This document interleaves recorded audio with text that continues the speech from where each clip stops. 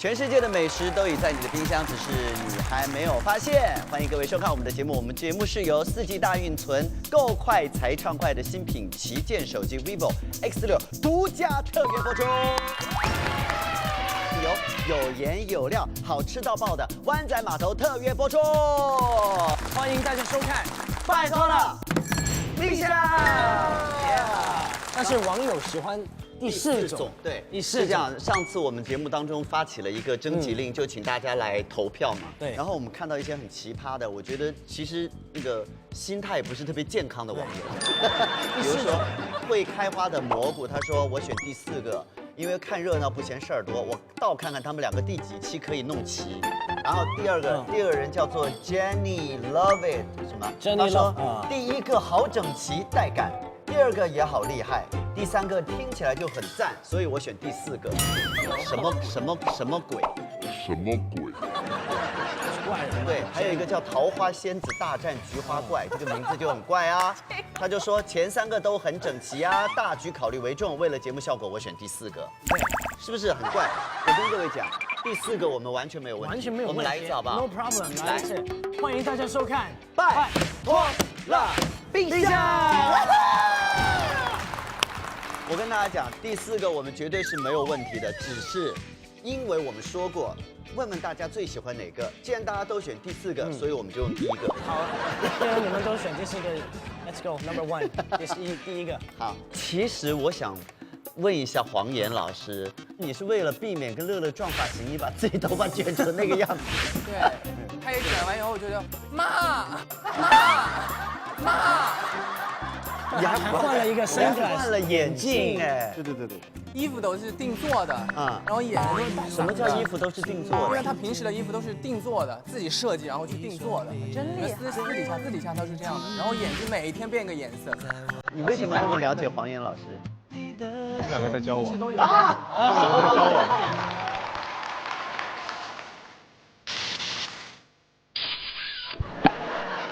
乐乐在你心目当中是怎样的一个存在？非常可爱。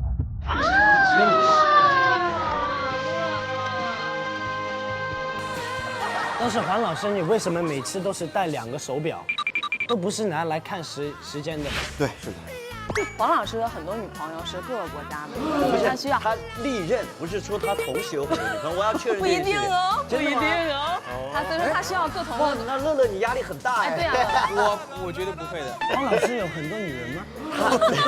这是莎莎说的，我也不知道。黄老师妞挺多的。真的吗？看不出。而且没有一个是同国籍的。所以2块表来看不同国家的时间。对，真的吗？因为我在日本留学的时候有韩国的同学。在日本留学的时候跟韩国同学恋爱啊，因为我不会选择中国。为什么 ？Why？ 为什么你背着我爱别人？我们乐乐怎么了？对，中国女孩怎么了？中国女孩怎么了？其实我为了学习日语。哦，对，真的。OK， 好了，今天呢，我们这一期的节目我自己非常期待，因为我虽然就是录很多节目，但是我居然是第1次在节目当中跟他遇到，就是非常美丽可爱的昆凌，我是第1次跟他一起做，对不对？是。另外一个跟他一起来的，听说是他的唯一。哦。有没有很期待？有。我们掌声欢迎2位。掌声欢迎昆凌和魏晨。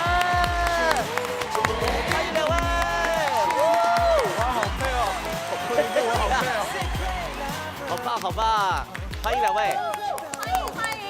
我刚刚去看了魏晨的演唱会，吓到我了。魏晨的演唱会几乎80%时间都在跳，哎，而且我真的很好奇他为什么记得住那么多的舞步。我也记得很多舞步，是不是？那你们俩稍微跳一下好不好？有音乐吗？有音乐吗？来，音乐大声一点。姐姐看好了。姐姐 ，Come on, drop the beat， 怎么吗？哇哦！哇！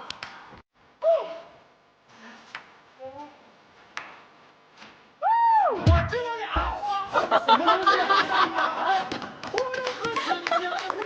这是我买的吗？我感觉你真的很知道你还会。这首歌我也唱不了。来，现在这边。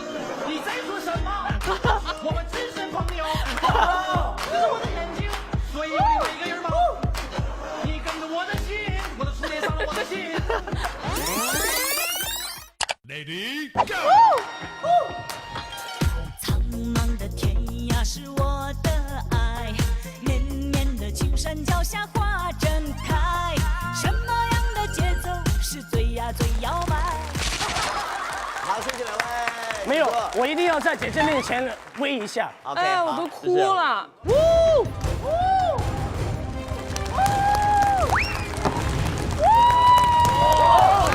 小心，小心，小心。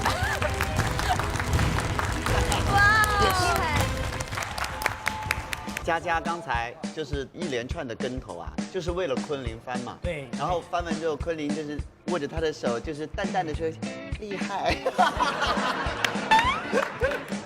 现在大家聊昆凌都会聊天王嫂，都会提昆凌，必谈周杰伦。今天我们有个规矩，不能提周杰伦这3个字。哦哟！因为所有节目一请昆凌，就老是说周杰伦，周杰伦。我觉得我们要尊重我们的来宾。对，今天是昆凌和他的唯一来到了我们节目当中。昆凌跟唯一。对，那为什么魏晨是昆凌的唯一？唯一拍 MV 吗？因为昆凌跟魏晨合作过那个《封面恋人》，对不对 Music video 啊，music video。 哇，昆凌这样的，昆凌就是微博关注的人非常不多，是48个，其中呢只有9个是男生。这9个男生里面呢，唯一的一个内地的男艺人，就是我们魏晨。但是那何老师呢？他很喜欢我，我猜了。何老师啊，好想成为昆凌关注的第10位。你说谁？什么？你吗好想？成为昆凌关注的第10位男生哦。这是导演组要你说的，还是没有，是我自己想，你自己想要但说这个？我知道有点天方夜谭。怎么可能？从未见过有如此厚颜无耻之人。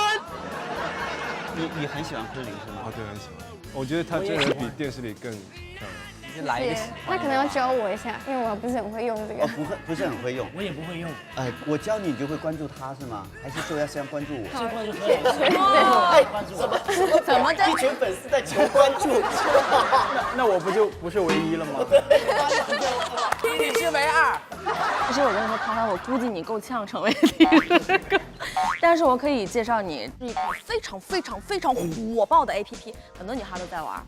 它的名字叫做探探，然后你喜欢的话呢，就往右滑；不喜欢就往左滑。2个人相互喜欢才能聊天，所以不会有那种被拒绝的尴尬。有的朋友是在你见面之前就可以通过一些社交方式就已经可以先聊一聊，像比如说如果我跟王嘉尔还没有合作之前，如果我要跟他联络的话，我可能就会先用微信，或者如果他有了微博可以用微博，包括像现在年轻人喜欢用探探，对不对？其实第1期介绍了探探之后，我再用现在。哦，真的。我觉得伟涛你应该不会用自己真名字去玩吧？你就用真名字行走的伟哥，我用行走的伟哥啊。真的假的？对啊，就是感觉一颗药到处跑来跑去。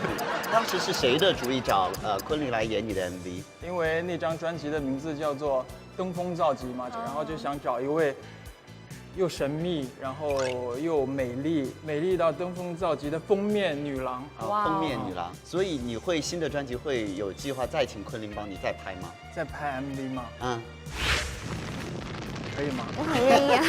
愿意，但是价格应该是不一样的。其实田树是对菜的样子很有研究，对人的样子也很有研究。你觉得我们昆凌怎么样？我觉得它应该会像一种茭白，茭白是青白两色，青白相间，心长清秀。但是茭白最大的特点不在于外表特别美丽，当然很美丽，最重要的是它既兼顾了一种蘑菇的口感的韧性，还有蔬菜的清香，所以就像昆凌一样，美貌与智慧并存，然后肤质又通透如玉。通透如玉，通透如玉。是我读书少，才听不懂他说什么时候。是这样，就是说的简单一点，就是他面相很好，旺夫。对，提到昆凌难免都会提到周杰伦。不要提，不要提出了。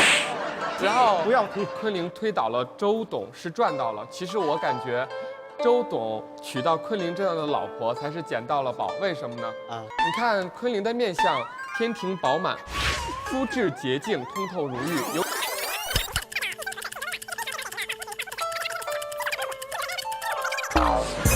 肉但不露骨。你就比如说，你看他就露骨，所以他应该会改嫁好多次。这个冷箭，你听得懂他讲的那些东西吗？说老实话好了，一半，一半一知半其实我解。也是一半，是哪一半？你听懂哪一半？就是他哪一半？在说话。那今天呢，我们先要看昆凌的冰箱。 Yes。因为昆凌是住台湾嘛，不太可能会把他的冰箱从台湾搬过来。对。但是呢，我们有一个内线，就是昆凌的姐姐。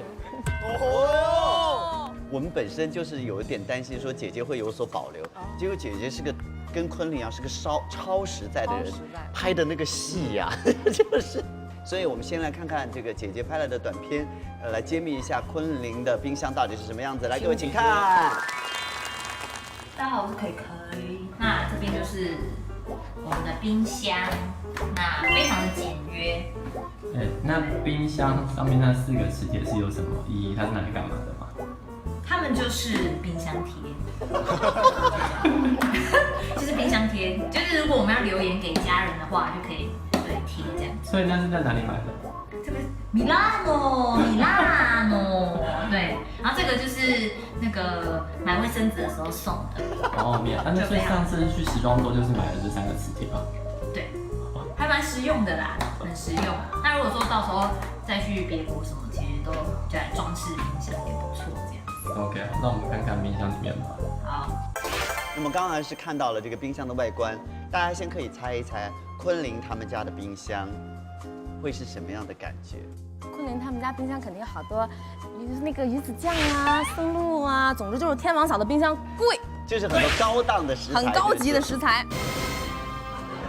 那我觉得吧，那个刚生完孩子嘛，因为要补身体的那个材料，比如说那个鲍鱼、海胆、鱼尾这种东西应该多的嘛。铁树我觉得它里面肯定有藏满了很多玉系的蔬菜，因为它本身美人如玉，还有通透如玉的蔬菜。玉系的，还是我长得像一颗蔬菜。玉系就是肤如凝玉的玉系，就是比如说你看你把一种青玉萝卜削完皮儿之后，或者莴笋削完皮儿以后，像冻绿一样，特别的美，美人如玉嘛。晨晨作为昆凌的1/9，就好，你猜猜看，昆凌他们家的冰箱是什么样的？我觉得应该会有甜的食品啊。我看她感觉她像比较喜欢吃甜食的女生。OK， 然后我猜应该会比较健康吧，因为她本身是模特又是演员，所以我觉得她冰箱里面的东西应该不会太胖，但是甜的东西又很胖。所以我就很矛盾的一个答案呢。我就很期待他，这个还蛮矛盾的。我就很期待他的冰箱里有什么甜的不胖的东西。很好奇了啊！来，那我们现在要打开了，好不好？好。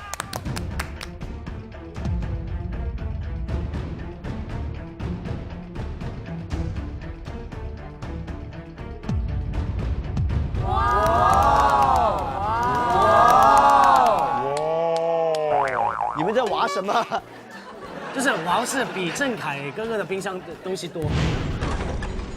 妈呀，空的。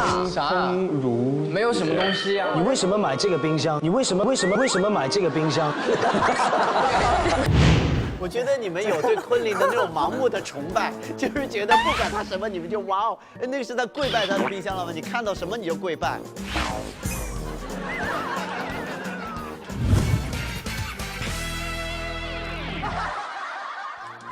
最上层开始看起啊，首先是一个葡萄，美国的。你那个表情是怎么回事？你们就把昆凌就神化吧，你们就来一个仙丹。只不过是人家冰箱里的一架开了封的葡萄，你们一个个当仙丹在吃。其实我觉得大家都在吃，你们忘记观察葡萄了，它色如琥珀，绝非凡品。然后你再吃。不是一般的人家可以有的。我觉得超市就有，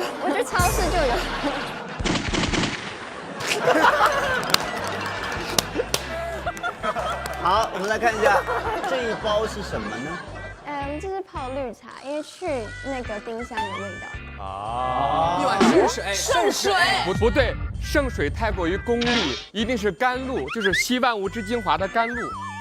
人家已经说了，是一个隔夜的一个茶包泡的一个茶汤，在这里去味道的。你们什么圣水甘露？用茶叶除味我听过，但是就是已经泡的这个茶，放一杯水放在这里面去除味，我第一次听说。还有能用硬币，硬币可以吗？同质的，中国的5毛钱，韩国的10块钱，效果很好。因为根据它的结构，它会吸一些分子于它的表面，凝成一些吸附体，所以吸出异味。而且柚子皮也可以吸味儿了。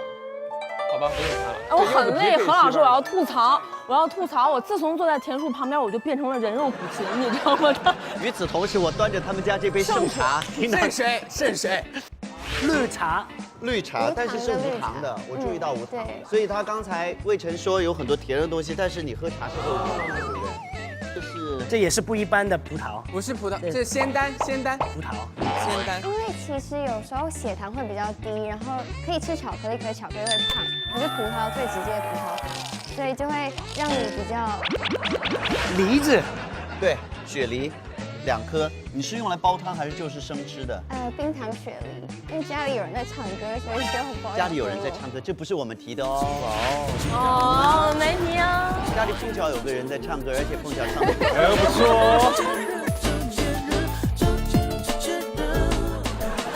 小辣子，你家口味很重哎，谁爱吃辣？家里有我妈。然后你家那个会唱歌的那个，他能吃辣吗？他比我厉害一点。啊，这些很多纸盒子包装的，这叫什么？马卡龙。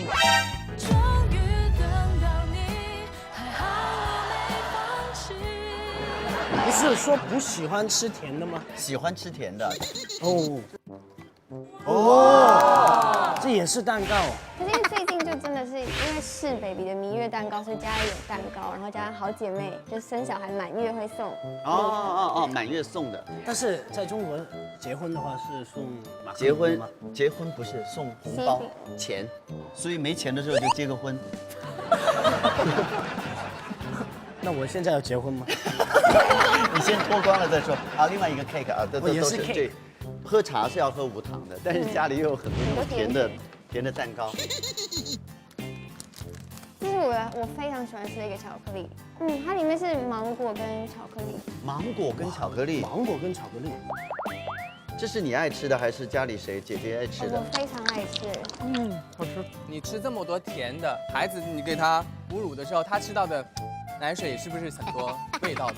好像是这样，直接有间接关系。对。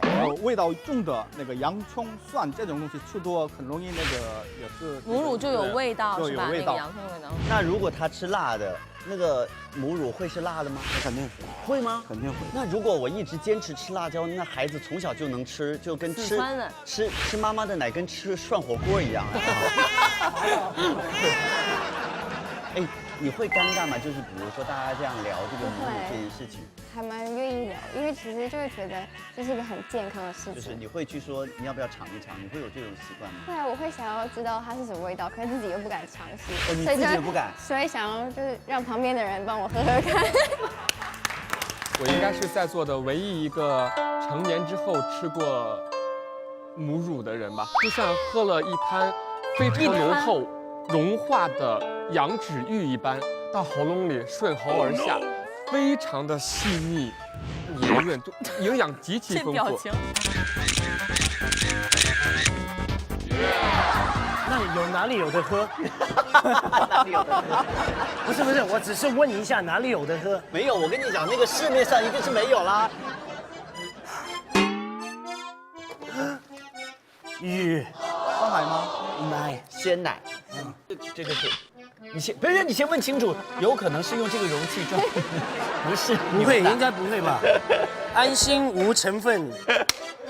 这个糖分很高哎，这个东西1颗有73卡路里，相当于你慢跑要10分钟。不管体重的时候就可以吃。其实你现在应该可以稍微的放松一下，因为宝宝也需要啊。在半夜的时候，因为半夜就不用喂奶，所以我就就半夜吃自己想吃的。哎呀，妈妈真的很不容易。你说现在想吃什么东西，还先考虑到会不会影响到孩子。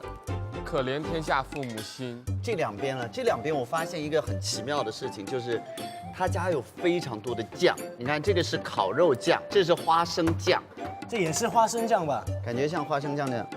哦呦，什么？这是很腥哎，这个我们能闻一下吗？韩汤。安老师吧。是。啊，这是海胆酱，它应该是一般的用酒和盐腌制的。它其实是海胆的身体还是海胆的什么？我们现在吃的是生殖腺。生殖腺，生殖腺，生殖腺啊，就是下体。你刚刚吃的有可能是海胆的小鸡鸡。哦，上面有非常多的 cheese 哎 ，cheese 哦，你也喜欢吃我就 cheese 吗很喜欢这样，然后剥开，然后就开始吃。 cheese 不是应该抹到什么？不会，我就这样吃。你把它打开了啊，对不起，你还拿了一块，很好吃。这不，这当零食吗？还是什么？对。他又把那个垃圾扔回冰箱了。不是，是，为什么说？那我开下一层喽。哦。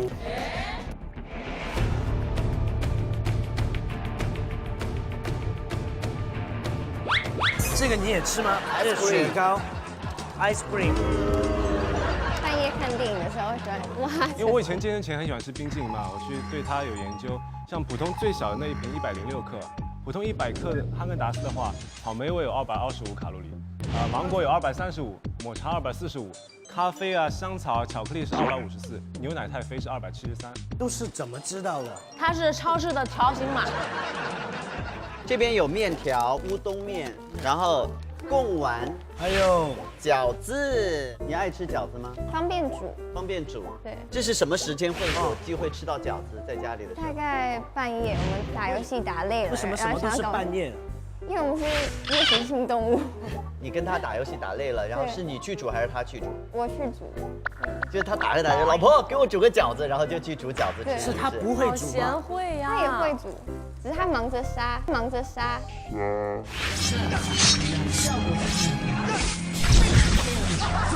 哦，太怪了，你们家榴莲不是菜花跟南瓜放在冰冻室。对啊，为什么要放在冻室啊？有时候我们家还来不及丢的东西，我们就把它放到冰库里面，让它先冻住，不要那么快就烂掉。啊，如果那样的时候啊，热水焯一下，然后处理好了要包完放在冻库里。但是就是像这种冰冻的，我是第一次看到。它这个现在菜花觉得可以当凶器用，还有一块是冰冻的这个鸡小胸肉，这是一颗柠檬。我对昆凌的冰箱有一个印象，它是游走在健康和不健康、科学和不科学之间。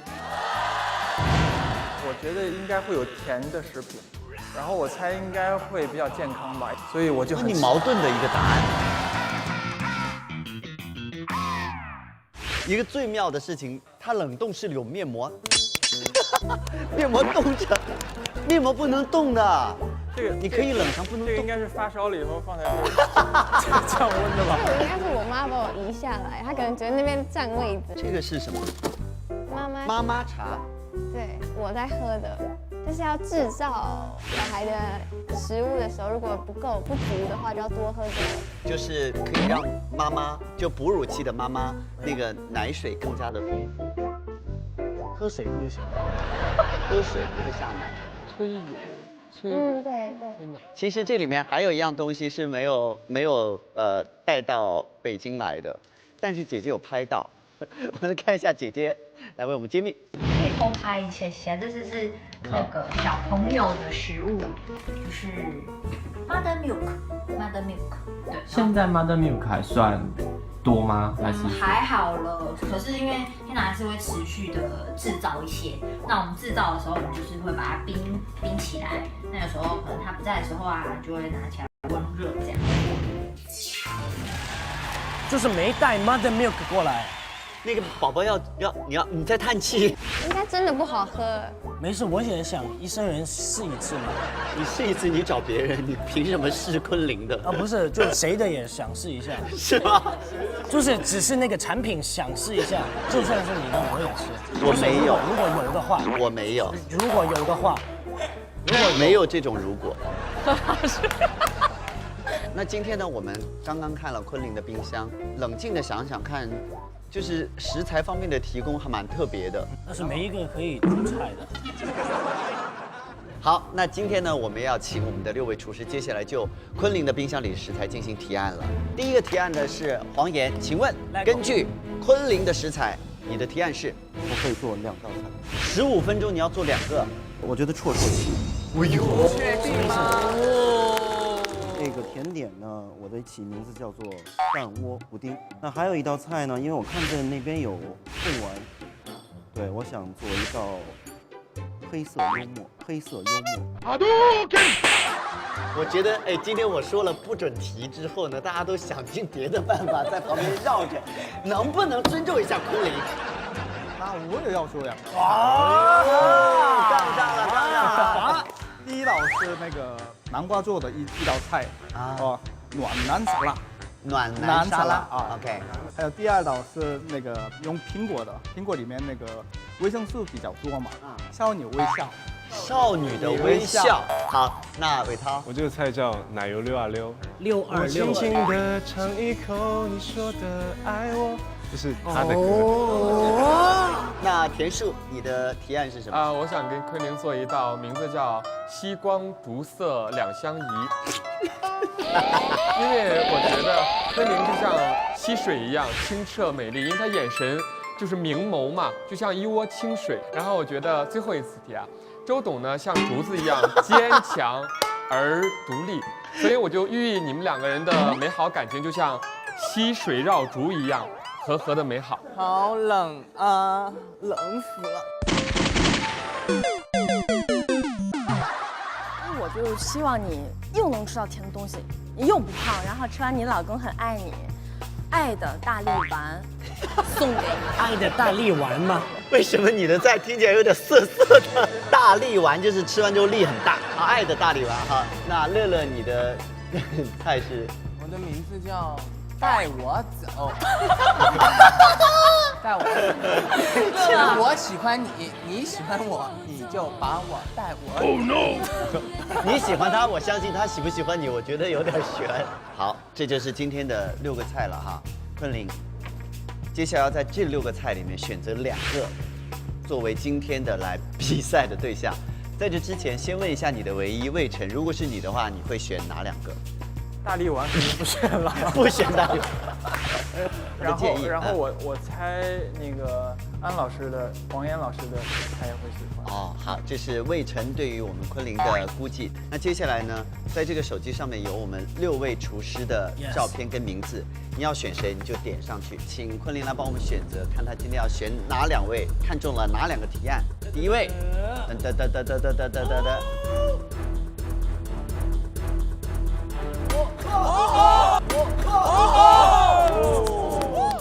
好，第2位。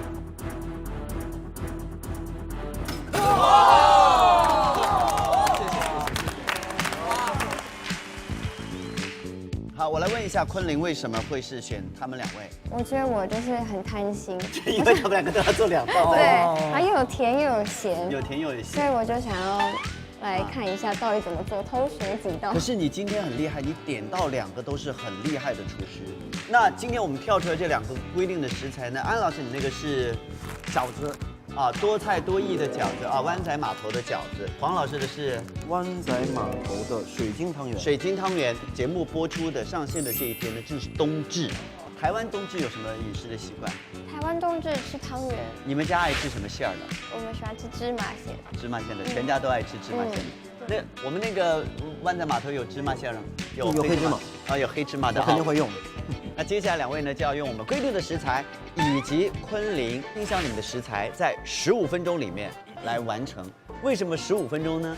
因为够快才畅快。不是，因为呢，现在的年轻人的生活节奏很快。如果你做一个菜要什么1个小时、2个小时，他可能就没耐心去学了，好不好？那2位请同时去我们冰箱里面拿食材。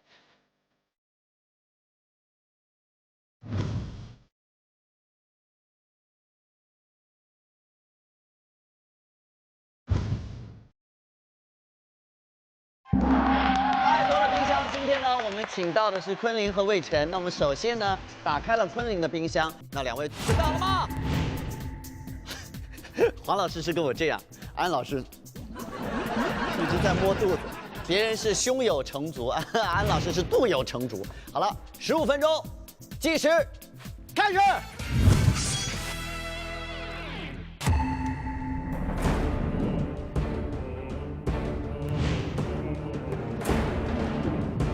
2位都开始烧开水。这什么？汤圆，它有4种颜色哎。哇，这不是白色的吗？哦，煮了会变色，适合我们这些小女生吃哎。哦，看安老师刀工很细腻耶。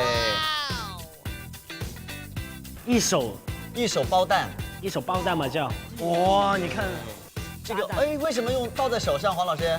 啊，我只用蛋黄，没用蛋清。哦，洗手了吗？安老师把鸡胸肉最好的部分切走之后，把剩下的部分还给了黄老师。安老师在鸡胸肉上面撒了一些胡椒，煎一下。黄老师呢，在鸡蛋里面倒入了 milk， 是真正的牛奶。对，那是什么？黄老师你在加什么？一点点盐，一点点盐，然后加一些糖。汉典的头型不错呀，昆凌，你觉得黄老师像不像陈汉典？那个汤圆为什么会有颜色呢？是因为这个汤圆里面好像这个皮儿是用藕粉做的，所以它煮完了之后就变成透明的了。安老师，你拿了一个塑料袋在干嘛？把那个鸡胸肉放进去了。啊，他把那个。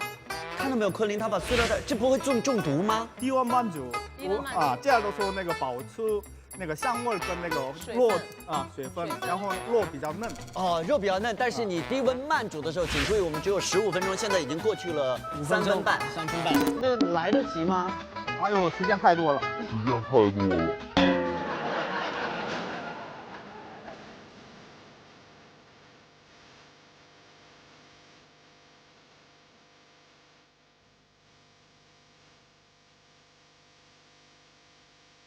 里面有什么牛奶蛋？有牛奶、鸡蛋、冰淇淋，有一点点盐跟那个糖，放进去蒸了。哦，15分钟够吗？够蒸吗，老师？3分钟吧。只有3分钟就可以。5分钟都过去了。好，现在已经过去5分钟了。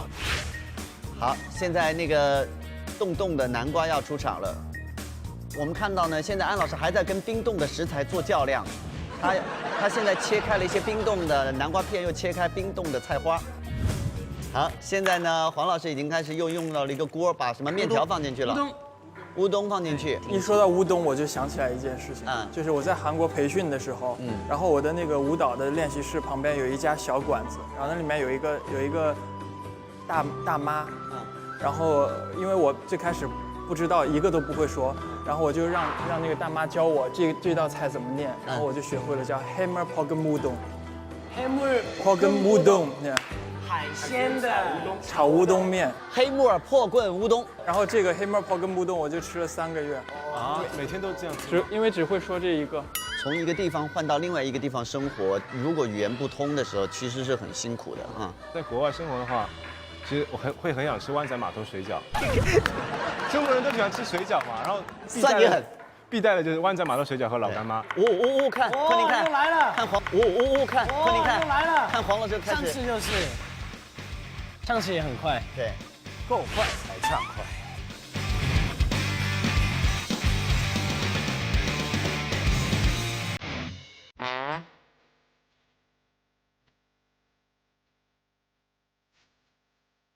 安老师现在在看时间，现在还有6分39秒。安老师那边目前看起来好像还有一点不太清楚的感觉。那肉好了吗？没有了。这蛋黄酱吗？海胆酱。哦，这个是海胆酱。但是安老师什么都没做。安老师煮了个菜。1分半煮什么都没做。现在时间过5分19秒，安老师加油！我觉得安老师没时间了。哦，超厉害的。安老师开始煮饭了吗？哦，饺子下去了。规定的食材，饺子下去了。那个饺子皮为什么是有颜色的呀？就是那个天然蔬菜汁儿加入皮的。好想吃啊！只有3分41秒了耶，那来得及吗？安老师开始煮饭了吗？哦，黑木耳泡根儿乌冬。哎，哦啊！哎，啊！你看到他，你看到他在尝那个东西吗？他又怕我们看到他这样，其实烫成鬼了，他已经。从不能拿出，其实是烫到了，是吧？看一下时间，3分14秒，还有3分10，哦，还有3分14秒。怎么样？好，来，加油！好不好吃？好不好吃？什么？我觉觉得你觉得会赢吗？安老师赢了。你别这样，安老师现在，安老师还没开始别这样，根本就是2分50。 2分52。安老师可以做完吗？时间还有2分。可以做完，现在还有2分38秒。但目前我们只看到一个炒的，只有一些这样的东西。好健康哦。对。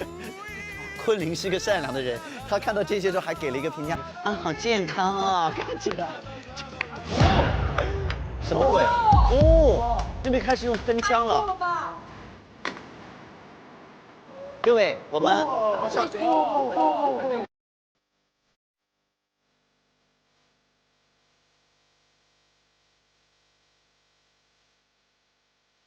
像这个还有1分钟了，你可以开始煮饭。1分51秒。好，现在开始，又是一个冰冻的柠檬。现在安老师在拼命地挤出柠檬汁来，在一个陌生的厨房，面对一些陌生的食材的摆放位置，在规定的15分钟时间里要完成所有的料理，确实是不容易的。那个，好，安老师在调一个 sauce， 就是哦，那什么时候放进去的那个东西啊？这什么东西啊？海胆酱。这是那个鸡肉。哦，鸡肉。哦。 还有53秒，安老师可以装牌了，装盘了。别慌，还有时间。好，快进，熟了吗？熟了，熟了。哦，现在时间啊。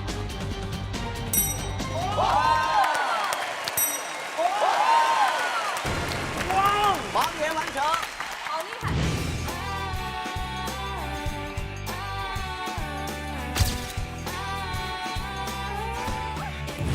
힘내요, 힘내. 24, 23, 22. 30秒。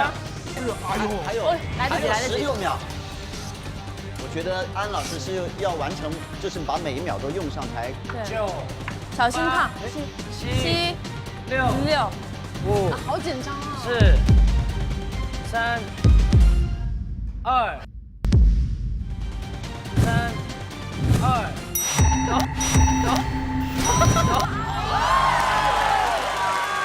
我的天啊！我鸡皮疙瘩都要起来了。安老师直接用手在开水里面抓饺子，然后往上摆，真的是很心疼你哎。啊，你给自己再拍一个定妆照好了哈。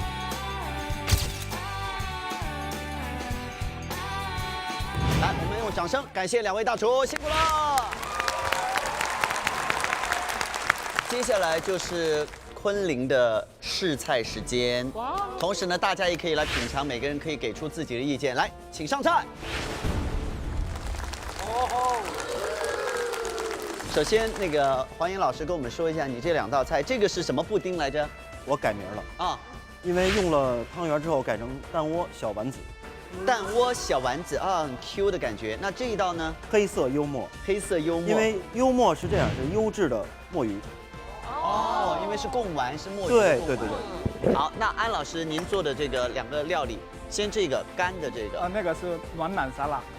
暖男沙拉，有南瓜，然后有饺子，然后有鸡胸肉的沙拉。那这个呢？那个是糖醋饺子。糖醋饺子啊，里面有苹果，还有微笑的肖宁。好，请吃。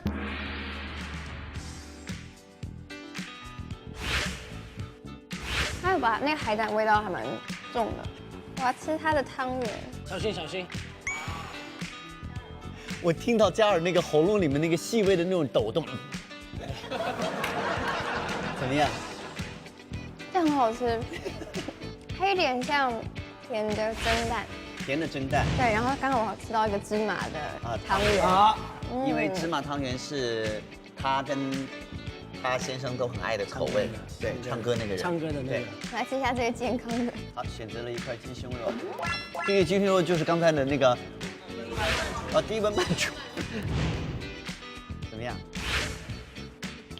我觉得虽然它看起来没有这个这么厉害，可是它吃起来还蛮入味的。哦，好，那个是糖醋饺子，选择了里面的苹果。还是我应该选择饺子？糖醋饺子当然应该选择苹果啊。糖醋饺子。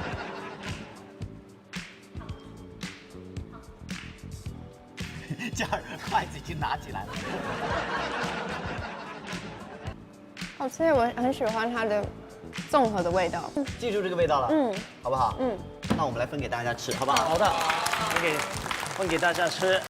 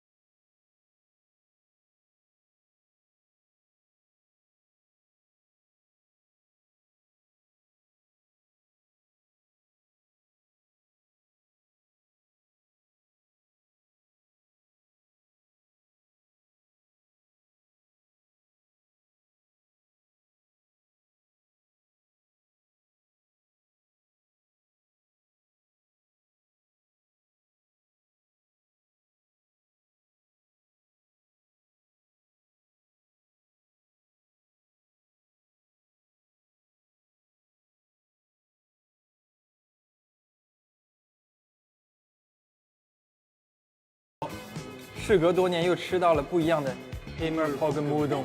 黄老师的那一道海胆面，连我吃素的人都舍不得吐掉。所以呢，这个里面就有悬念了，到底谁会获得今天昆凌心目当中的星星奖章？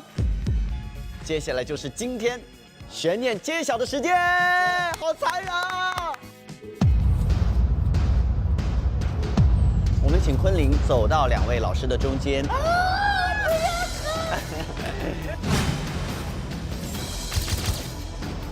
是思密达，摆脱了冰箱，昆凌的选择是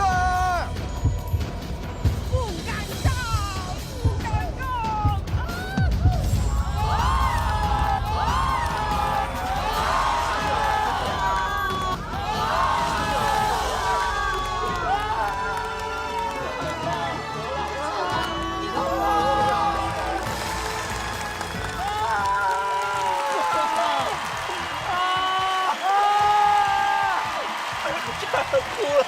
怎么办？黄老师，黄老师。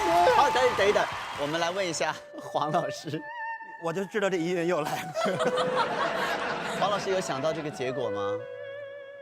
有点感觉到，有点感觉到。对，因为我这个做的太炫了，可能别的人不喜欢。输了一样还是酸。我问过他，黄老师说你会不会改变风格？他说他绝不会。然后我说那你有预感到你某一次能赢吗？他说应该也不会赢。但是我觉得这种坚持做自己，一直输下去，也是一个不错的态度。但是我觉得，如果是黄老师的海鲜乌冬面配上安老师的那个沙拉，就是一道完美的套餐。我们昆凌的这个结果，你感到意外吗？不意外啊，不意外。对，我猜到他应该会比较喜欢安老师的作品。先听听看昆凌的理由。看黄老师做菜是在看一个表演的感觉。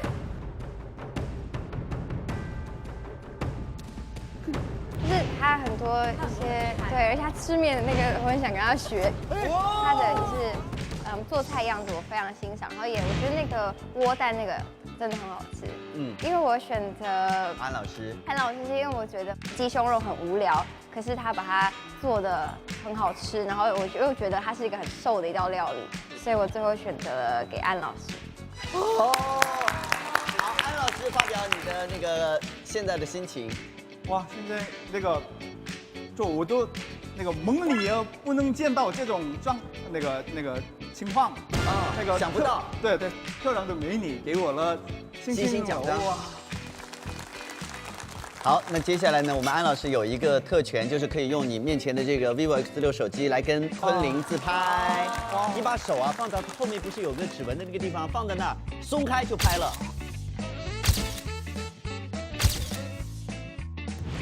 好的，那么今天非常感谢昆凌跟我们分享她的冰箱。那么下一期呢，我们将会要看魏晨的冰箱了，而且要从魏晨的冰箱里面找食材来做料理。那么以上呢，就是我们今天的这个拜托了冰箱。你是喜欢拖的还是不喜欢拖的？我超喜欢拖的，但是没有人接受。为什么？我接受，因为我的肚子上面有点毛，不是有点，是很多毛，就森林一样。你要先看一下吗？我觉得现在露可以成为一个什么赌注，类似什么我们点击量破5亿的时候，大家露的，我觉得很好，真的很好。请锁定拜托了冰箱，全世界的美食就在你冰箱，只是你还不知道。我们今天要散席了，我们要感谢的是。今天要感谢的是谁呢？感谢 QQ 浏览器，手机 QQ 日聊，腾讯动漫，腾讯动漫，还有下厨房、百度贴吧，对节目的大力支持，对节目的大力支持，谢谢你们。好，下期同一时间请继续收看我们的拜托了冰箱。